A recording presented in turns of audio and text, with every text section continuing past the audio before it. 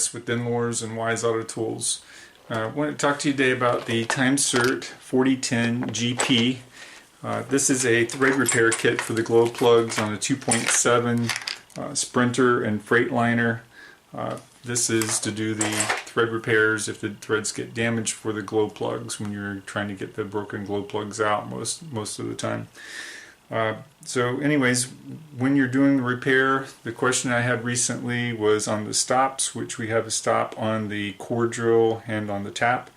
The set screw, which is hard to see I'm sure in the video there, but the set screw right there is sealed over. It has some like adhesive over that so that you can't get an Allen wrench in there. The reason for that is the stops are preset for this application.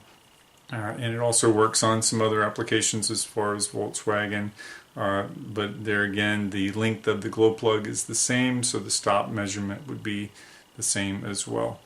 So just want to clear that up, and if you have any other questions or working on some other type of thread repair or need some answers, you can always give me a call at 800-734-8665 extension 251.